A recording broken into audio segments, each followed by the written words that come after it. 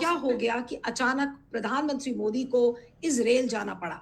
अब जो खबर आ रही है और जिस तरीके से जो मीडिया में रिपोर्ट्स आ रही हैं, मीडिया रिपोर्ट्स में एक हेक्सागोनल अलायंस की बात हो रही है। हालांकि ये बात तब तक काफी दिनों से चल रही है कि कौन कौन से देश उस गठबंधन में शामिल होंगे, लेकिन मोदी जी इस गठबंधन को ऐसा लग रहा है कि पुख्ता करने जा रहे हैं। भारत के लिए वो कितना बड़ा खतरा है, क्या खतरों से खेल रहे हैं मोदी जी, उसके बारे में हम आपको बताएंगे। ऐसे समय में एक ऐसे देश का साथ देना जो कि अब ईरान पर भी हमला करने वाला है।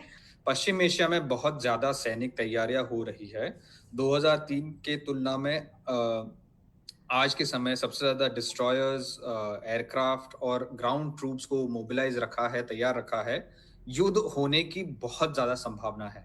लेकिन हमारे संबंध, भारत के संबंध ईरान, कतार, सऊदी अरेबिया जैसे देशों के साथ है, बहुत अच्छे रिश्ते हैं।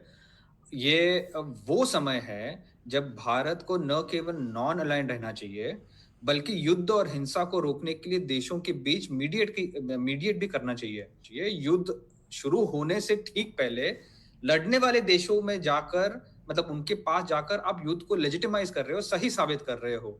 ये ऐसे हुआ कि हिटलर बस अभी पोलैंड इन्वेड करने वाले हैं और आप जाके उनको कह रहे हो कि हम आपके साथ डील करेंगे। तो जी नाज़रीन, जो हालिया दौरा है मोदी सरकार का, जो इसराइल का, इसको लेकर जो इंडियन मीडिया वो काफ़ी इनको तनकीद का निशाना बनाए हुए है। और जिस तरह मोदी इस दौरे को लेकर उन्होंने इसराइल का दौरा किया, तो काफ़ी सारी चीज़ें जो हैं वो उनको वो सामने मीडिया लेकर आ रहा है कि इस दौरे का मकसद वो लग रहा है कि मोदी सरकार अपनी साख बचाने के लिए जो है उस नेतन्याहू के वो झोली में जा बैठा है कि आए रोज़ जो ट्रंप है वो इनकी आए रोज़ प्रेस कॉन्फ्रेंसेस में इनकी गवर्नमेंट की, मोदी सरकार की जो है वो बेइज्जती करता रहता है।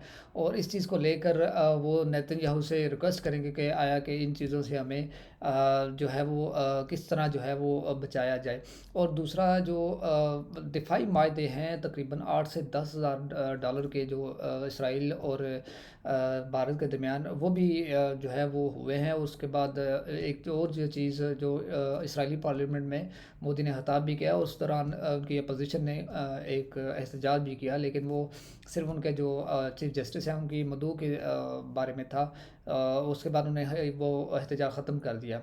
और इस चीज़ को लेकर जो दिफाई तज्ज़ियाकार हैं इंडियन उसके चैनल्स के, वो यही कह रहे हैं कि ये दौरा भारत के लिए तशवीशनाक का भी बायस बन सकता है, क्योंकि आप डिफरेंट जो है उनके जो पड़ोसी मुल्क हैं, और ख़ास तौर पर ईरान जो उनका काफ़ी वो साथ देता रहा, रूस भी उनका काफ़ी वो अलायंस रहा है। और ये दूसरे जो मुल्क हैं उनके लिए बड़ी तशवीशनाक का बायस बनेगा। तो देखते हैं इसका क्या बनता है। अगर एक साथ आपने इसराइल के साथ संबंध बना दिए, ऐसे डिफेंस मिलिट्री पैक के साथ, आपकी ईरान के साथ, सऊदी अरेबिया के साथ, कतार के साथ, अन्य देश, फिलिस्तीन के साथ जो संबंध है वो खराब हो जाएंगे।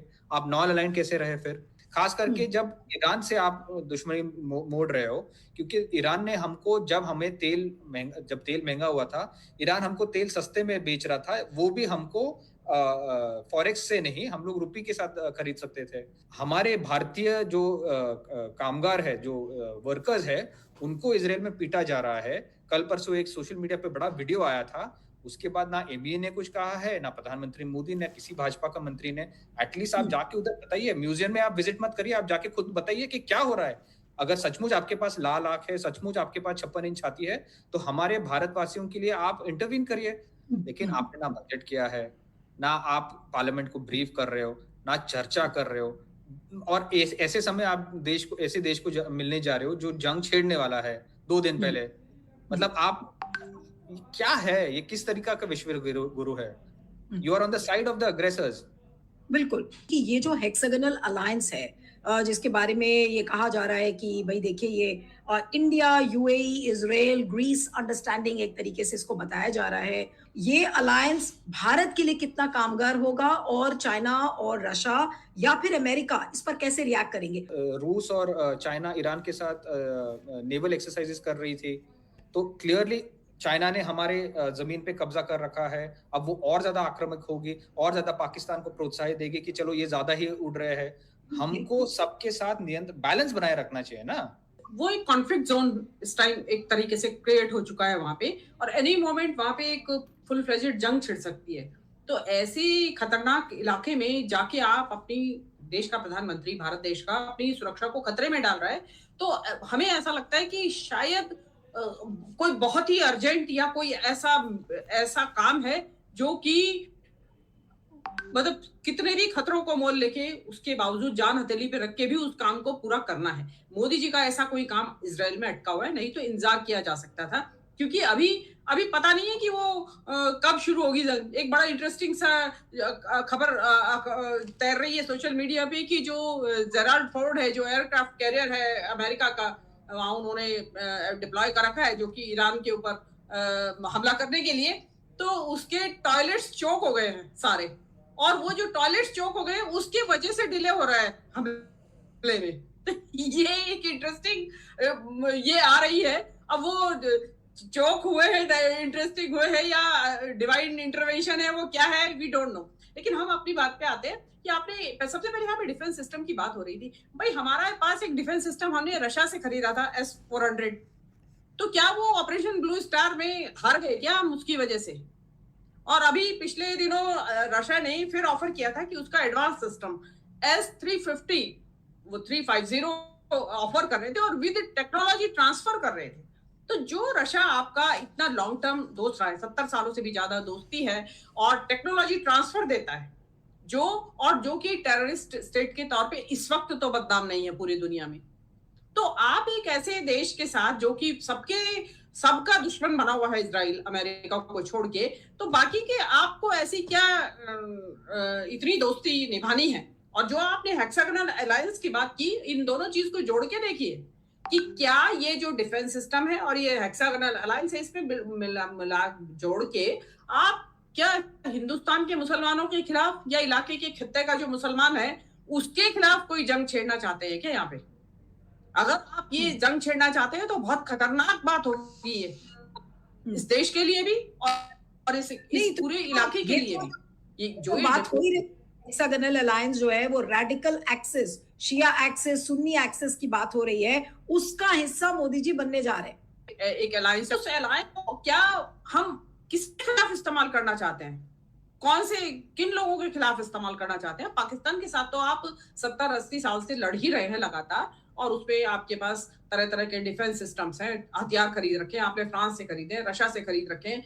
इसमें अब अमेरिका इजराइल का क्या ऐसी जरूरत आन पड़ी कि आप इजराइल से खरीदेंगे?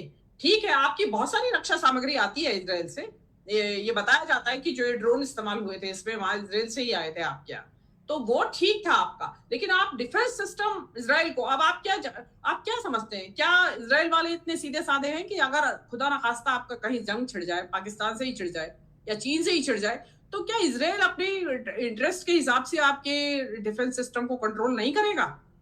तो देन मतलब आप पहले ही देख चुके हैं कि रफाल में आपके पास सोर्स कोड नहीं था और उससे आपने मुंह की खाई।